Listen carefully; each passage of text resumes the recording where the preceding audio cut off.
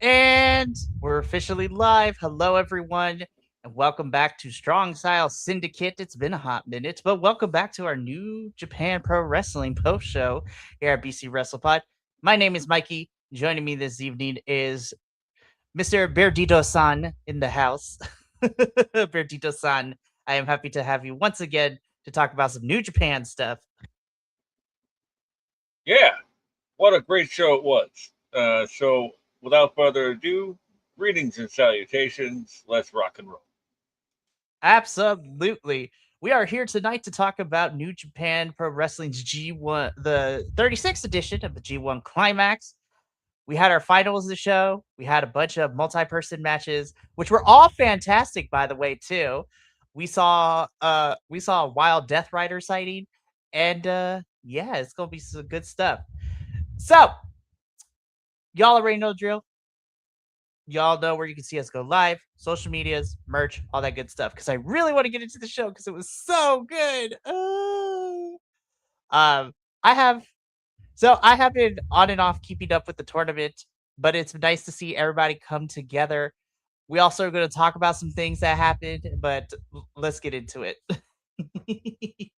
So we are going to kick things off with our first match that happened for the show. And this 8-person tag is just I'm gonna put this out there and I'm gonna say this. This is gonna be really fun to talk about because House of Torture always be doing House of Torture stuff. But in our opening match, we have the team of sorry. I'm just excited too because we're gonna be talking about a new person in the House of Torture. Uh So we're going to talk about him a little bit later. But in our opening match, of course, we have the House of Torture members, which of course is made up of this iteration of Kanamura, Sho, Doki, and Yujiro. I'm kind of doing the little bit of process here of just, their names, keeping it short. And then on the other side, we have, of course, the GOAT himself, Mr. Yoshihashi. By the way, I know we've talked about Yoshi plenty of times on this show. I love Yoshi so much. He is an icon. But anyways, we have Yoshihachi, El Desperado, Ryusuke Taguchi, which Ryusuke always cracks me up. And then of course we have our young lion Masatora Yasuda. House of Torture be House of Torturing. Like that. I don't know what else to say. Like honestly. This was so great, man. Like, this was a really fun opener, right? Because it was just all the shenanigans, right? Uh, because you got a House of Torture and the Funky Weapon in one match, and Despy. Like, there was one point where, like, I think it was Takahashi, like, and Kanemaru were like double teaming Despy, and he gets out, right, and Kanemaru is like on the outside, and he's about to get in, and Despy just cool and calm and collected, just kicks the rope, hitting him in the dick, like, and that's how he works his comeback. Oh man. Uh, never changed. Despy never changed, my friend. Oh, absolutely. I Oh, and Yeah, this Doki sent a nice little message to Mystico oh, at the end of absolutely. this. He definitely did, which spoiler alert, it sets up him and Mystico later down the line at the next show, the next couple of shows. It's like we just set things up, but Yeah, yeah, this was a fun opener. House of Torture get the victory here. Let us keep moving on because in our second bout of the evening, yes. So, of course, on one side, we have, of course, Toro Yano and Togi Makabe taking on United Empire in the form of Francesco Akira and Zane J. Uh, Togi Makabe never change. Like, good God, this man, I swear. This is like if we're talking like Pokemon evolutions, I imagine I imagine Toki Makabe as Yuto Ice when he gets like super older. That's the evolved form of Yuto Ice. Yeah. What do they call him? The Unchained Gorilla, right?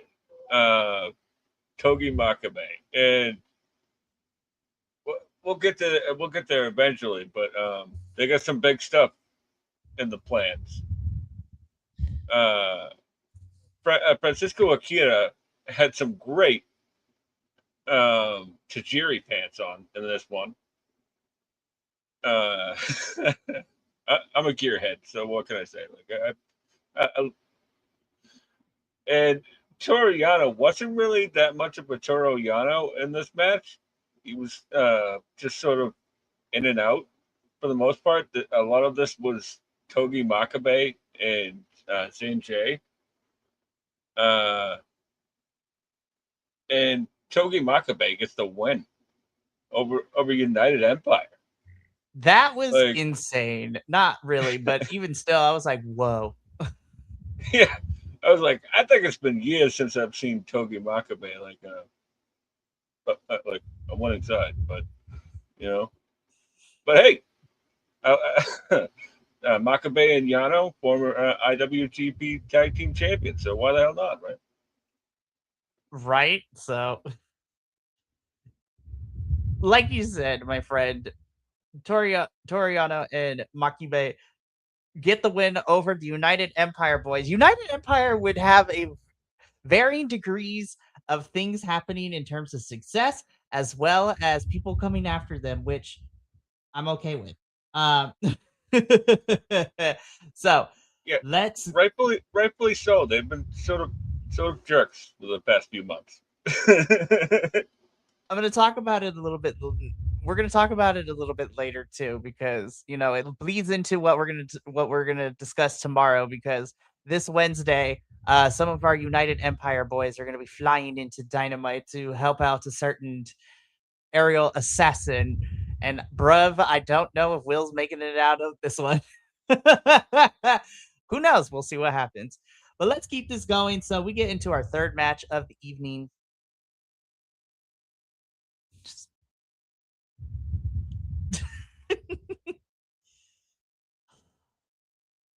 I will put I listen, I know people are up and down about him, but just because I just want to see massive meat on meat violence, you can give me Hartley Jackson and Oleg Bolton anytime. Just slobber knocking each other. But in our third match of the card in our 6-man tag team, of course, we have the team of Young Lion Tatsuya Masumoto, who is substituting in for Aaron Wolf because Aaron was supposed to be in this match, but he was pulled from the card due to illness, is what commentary said. So I hope everything is okay with Aaron. But he was teamed up with, of course, Oleg Bolton, one of my MVPs of the G1 this year, just straight slobber knocking people, which was fun to watch. And of course, one of my other favorites, Mr. Master Watto. We love Master Watto in this household. And they were taking on the team of TMDK. So Zack Sabre Jr., Hartley Jackson, and the young punk Kosei Fujita. I love Kosei, man. Oh my god. Spoil like to fast forward to the end of the match though. That submission that he did. Ooh, I was like, that is aggressive, and I'm here for it. Just like make the person pass out by holding them up. That was gnarly looking. Yeah, I really like the triple team by TMDK in this match. Like, and that crowd went crazy for Hartley Jackson. Like, they love Hartley Jackson so much. Uh, and I don't know why Bolton Oleg is so not liked, because this guy has shown so much uh, growth over the past couple of years. Like, he really showed out in this G1. Like, his match with Takeshita and a couple other ones, like, just unbelievable stuff, dude. And now that he's incorporated a power bomb into because like I never thought like his finishers were that really impactful, but well, he found it. He found it. Indeed, he did. Lord Almighty.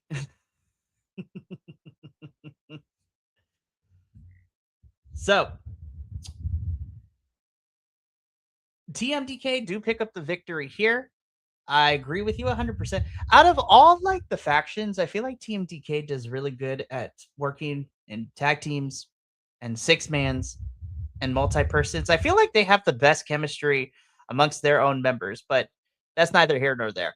But TMDK pick up the victory here. Oleg, you are amazing. Love you down. We get into our next match though because we got some things to talk about. So we have Unbound Company, which of course is Young Lion, well, kind of Young Lion, but not really. Daiki Nagai teaming up with the Knockout Brothers, which of course includes Oscar, who also had a really great G1 showing up this year. And then, of course, the man who bruised his chest after having a match with Suji, which was epic. Yuta Ice. I'm like, I love the Knockout Bros, man. Oh my god. And then, of course, they're taking on United Empire, which includes Hinare, Great Old Kong, and the uncrowned prince himself, Mr. Callum Newman. I love this version of Callum. He's feeling himself, and I love it. He's just a dick, and I love it. Yeah, that cocky cover at the end was so great. Like, just some great character work here in this match, you know, because like clearly this match was just a highlight. We're getting back to Knockout Bros and Hanare and Okan, right? And but like the guy is really stepping up. Like I cannot wait for wherever he goes on excursion because he has an explosiveness that few of the young lions have. You know, I thought Matsumoto in the last match looked really great too, but uh, getting back to this, there was a lot going on in this one, right? Like the the guy was like mixing it up with Callum at the end, and what is it like? Callum was giving him a lot too, and like at one point, they like the guy like kicks out at two, and Callum goes, "Hey, look at this guy! Good for him! Give him a round of applause. He kicked out, you know, and then just squashed him." Like,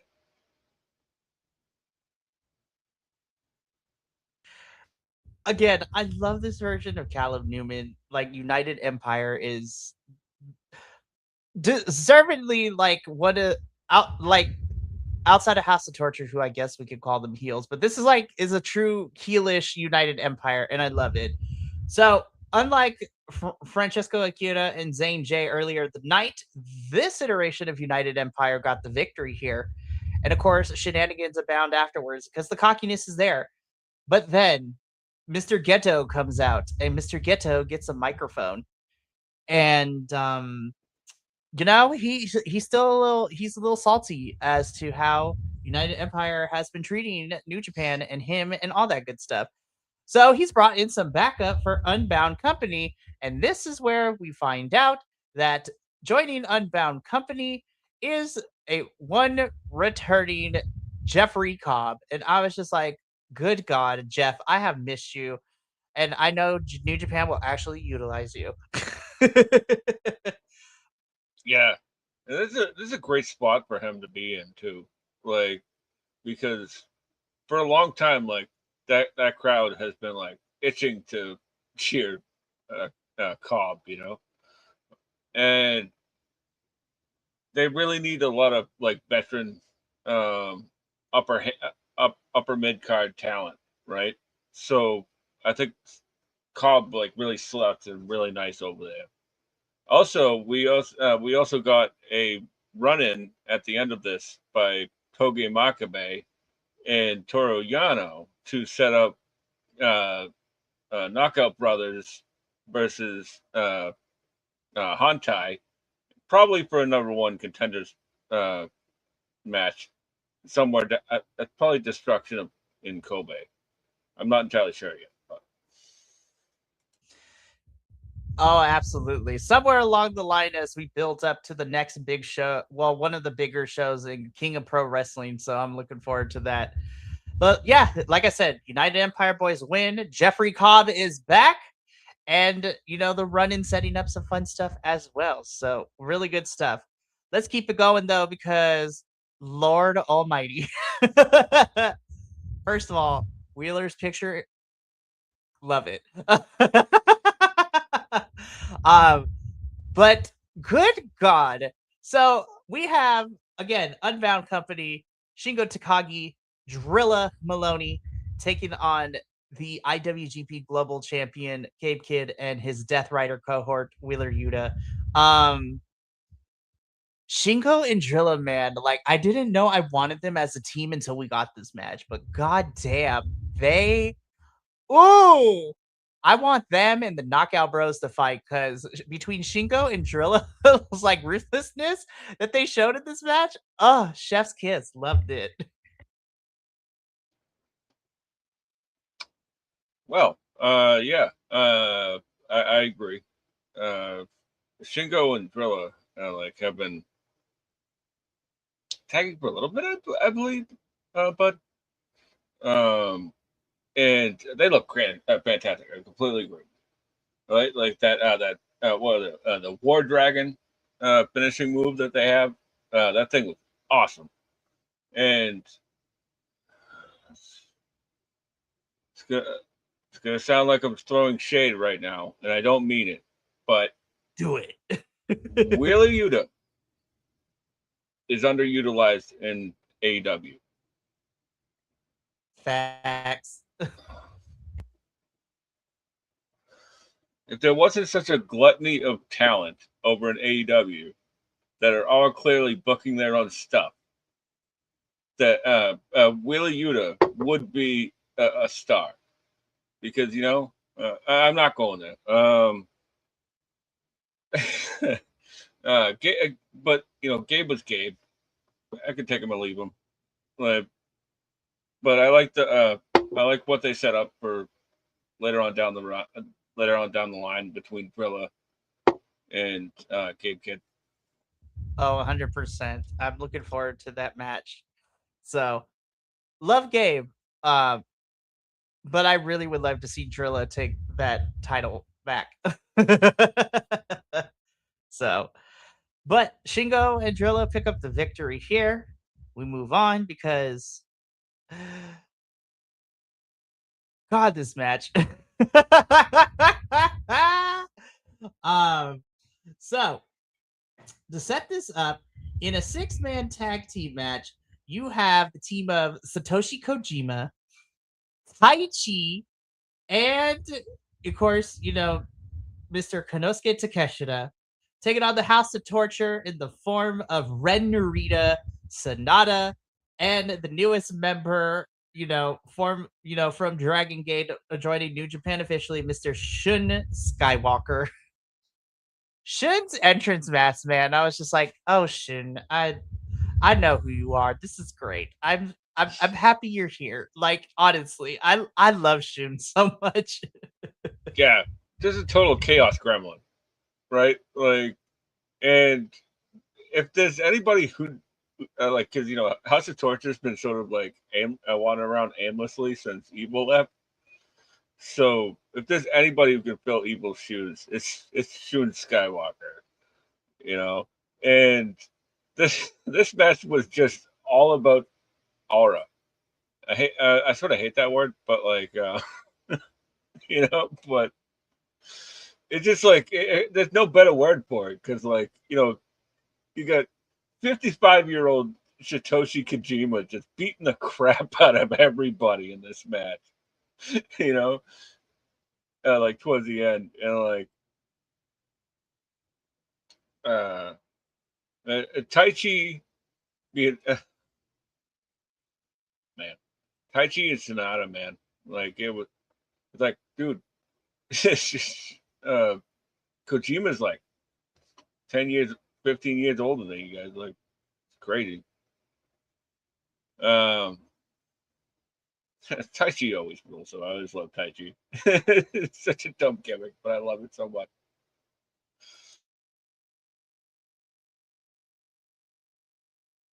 No, I really love Tai Chi. Tai Chi, again, the gimmick shouldn't work, but it does. And we have seen Tai Chi come and develop through everything. Like, I love this new energy that he is giving. It just took Zach to kind of get him out of his funk that was happening like last year. And so it was really fun to watch.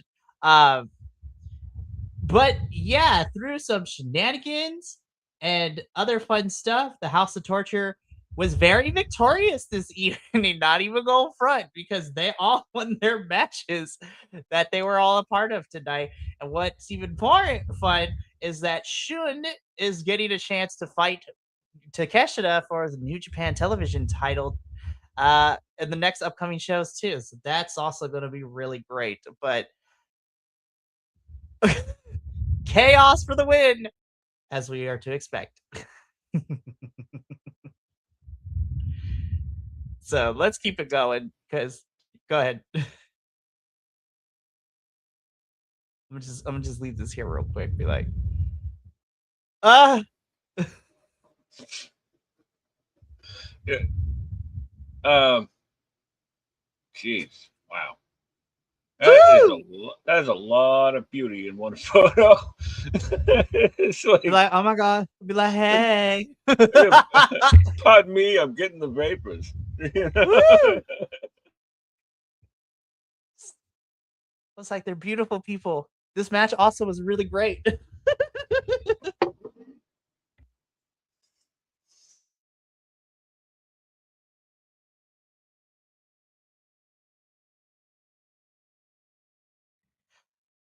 I'll set this up real Yo, quick.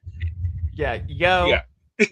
Goto versus Tsuji and Ishimori. Like, what more can you ask, honestly? I also like that first, like, when they were establishing in the first few moments of the match, that like you could see like what exactly is this was about, right?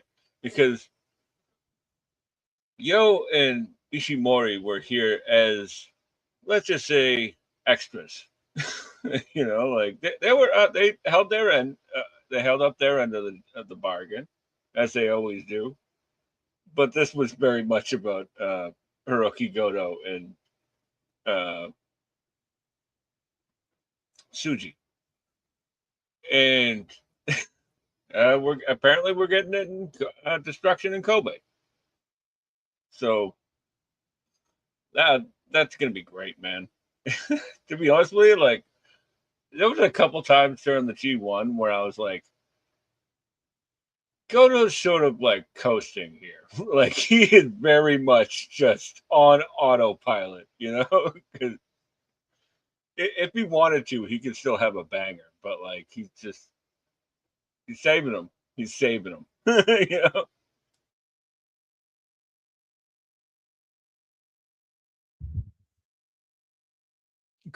Goto was fun during the G1 this year. I really had he was coasting. He's just like, we gonna have some bangers. Like, we don't really gotta try too hard. But yeah, we're getting Suji and Goto at Destruction in Kobe. Great stuff. Tight, Suji and Ishimori win. We move on to our main event because Lordy Lou. Lordy Lou. if my camera wouldn't threaten to follow me with every movement I made, I would get up and just like, ah. This was wrestling. There's no better way to describe it.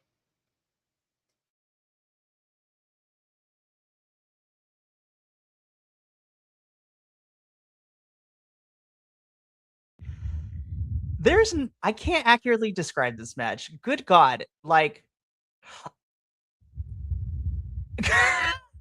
this is like, and I mean this in the most positive way. This is like the best new age, old school style of wrestling match that we have seen, not just this year, but I feel like in the last couple of years. Because good God, headlocks and arm drags for 40 minutes.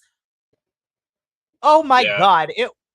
They went back to basics, but they added, like, we're so used to seeing like wrestlers push the limits up to how crazy they can get, like a Leon Slater and an Osprey, and like just how insanely crazy they can get.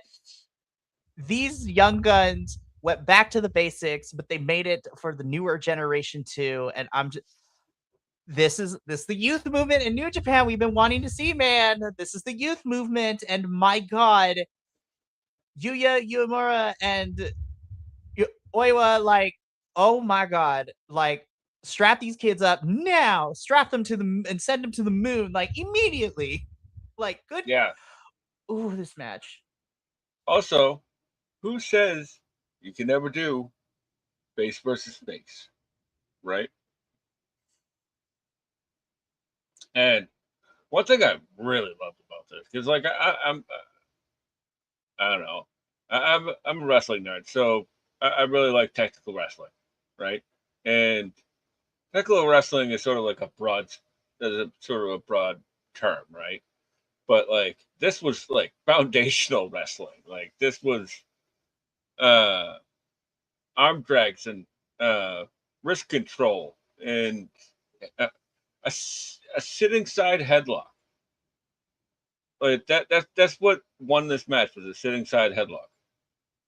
Because every single time that uh Oiwa would escape from the wrist control of Uemura, he'd go right back to it. And by the way, he made it look like it friggin' hurt too, you know, because they do hurt. And uh, I gotta say this, right? Like the fact that uh, Hiroyoshi Tenzan had retired the night before, right? And Oiwa comes out with the horns, the buffalo horns on, styled after Hiroyoshi Tenzan, and then uh, Oiwa wins with a headlock, eerily reminiscent of when uh, Tenzan had won the G1 with the Anaconda device, right? So like, there was sort of the incredible commentary by Walker Stewart and Chris Charlton was sort of telegraphing a little bit of what was about to take place, but you wouldn't notice it in the moment, right? If you go back and watch it, you're like, wow, this is like they're sort of guiding us along. But like, what I gotta give them a shout out. Like that was a special call, and of course, special shout out to Red Shoes Umino, who made every single uh, check in on each hold means so much, you know. Masterful performance. This is something we'll look back on in years down the line. This was a star making moment.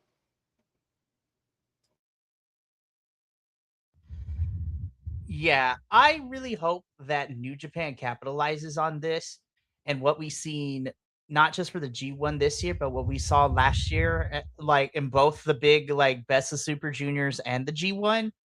Like they really do have a really strong young roster that they can do many things with. Oiwa, Uemura, you know, Oleg, uh, the Knockout Bros. Like the list can go on and on. You have the young lions coming in too. I'm just Yeah, it's present. Shota. Like Shota's Sh- on the shelf, but like when Shota comes back, like he's been putting on, he's been bulking up, and like the crowd is incredibly behind him. So he's pretty poised to come back in a good spot too.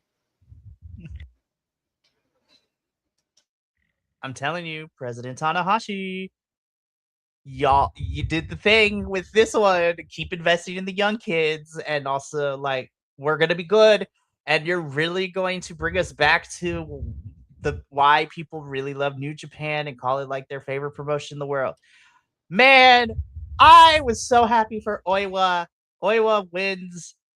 Like he will be challenged. He's cashing in his shot at King of Pro Wrestling. Like easily this match and then the main event of Wrestle Kingdom so far, I'm just like, I don't know, man. It's gonna be tough to figure out what is my match of the year. I mean, technically we have men and women, so I think I may have found it, but we'll see. Yeah, uh oh my gosh. This is why I love wrestling. Honestly, this match is why I'm like, guys, yes, we all know it's fake. Yes, it's predetermined. Let me tell you something. The emotions that this match made me feel and made me think as to God, why do I love professional wrestling? This is why, honestly. yeah. Uh, Especially like with all the heightened emotion between Hiroshi Tanzan and then like his protege, so to speak. I mean, like the guy that he wanted to win, uh, wins. And if you listen to the Japanese commentary at the end of this match, like Tenzan is just like, wow, wow. And then they pan to him and he's just crying. Like, oh man, what a special night. And the thing is, right? I was just thinking about this. Like Tanahashi is a very big baseball fan as well. Like he played baseball before he became a wrestler, right? So in baseball, sometimes you have to tear down the team to rebuild it, right? And that's exactly what he's doing. He's rebuilding this like a baseball team, and I like that a lot. As a baseball nerd, I like that a lot. Yeah, what a main event, man, and what a special night. Like the G so not to compare because comparison is the joy of thief. Last year's G1 was a lot of fun, but it definitely was plagued with problems of injuries and stuff like that. But this G1 felt fresh. It felt very youth oriented. Like everyone brought their A game, man. The young ones and the vets too. Everyone brought it. Like the energy this year was so different. Like, oh my goodness. I honestly the whole tournament is worth a watch. But if you're looking for specific wrestlers to watch, like I agree with the awards they give out. Like those are my three MVPs of this tournament. Oleg just for being Oleg and he really showed up this year, man. Oh my god. Like he really showed up this year and he did the darn thing. Yudo Ice and Oscar like really proved that they're amazing as a tag team individually though. They also can work with a little bit more practice of being on their own because oh my goodness, whenever you want to give them a singles run after everything, that's fantastic.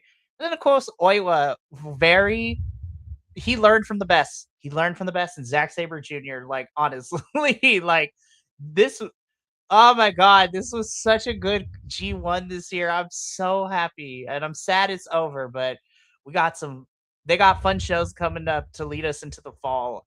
Like as we get ready, as we head into King of Pro Wrestling. Man, woo!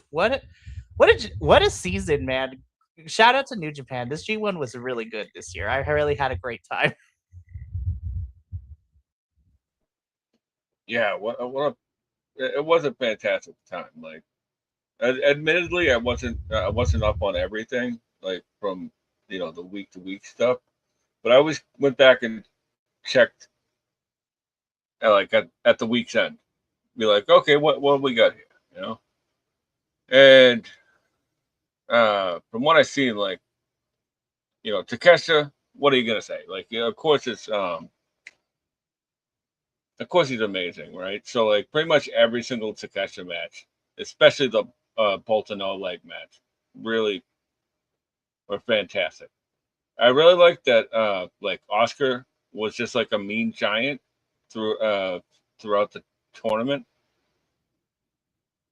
And um Oiwa's been like my guy since like I saw him. Like like when he first came to New Japan, I was like, this guy's special, man. Like he's got something else, man. Very throwback style. Literally, they'll throw you back. Um, yeah, I can't wait to see what's next. Absolutely. Well, I mean, another G1 has come and gone, and we have reached the end. This is a really fun show. Like, I love being able to talk about fun wrestling, but we got lots of other wrestling stuff coming to you this week. So, tomorrow night, we are back to our regular schedule. Tuesday edition of AEW. We'll be talking about this past week's Dynamite and Collision. We got things to talk about because we are almost 2 weeks out from Wembley, and I still think that show's going to be a lot of fun. But we need to rebalance the scales a little bit, and we'll talk about that tomorrow, a little bit more tomorrow, as Benny and I will discuss. We will agree. We'll fight each other to the death, but not really. Um, no, I'm listen. It's gonna be a good time. I get to hang out with Betty. I have thoughts, he has thoughts, and we'll give you our thoughts on Dynamite and Collision tomorrow. Then Wednesday, of course, we have NXT and CMLL. Then on Friday, uh, we will be here to talk about TNA. It is the go home show. So not only will we be talking about the go home show for TNA as we get ready for TNA Lockdown this weekend, their next pay per view, we'll also be making our predictions for the pay per view on Friday. So again, every match at Lockdown is in a steel cage at the rule. So that's going to be interesting. But yeah, come by and say hi. So, but me and Benny going to get up on out of here. So, from all of us here at BC WrestlePod to you at home, remember, take care of yourself, love one another, stay iconic, and more importantly than anything, you always deserve to finish your story. We'll see you tomorrow for AEW. But until then, sayonara, adios, and until next time, peace.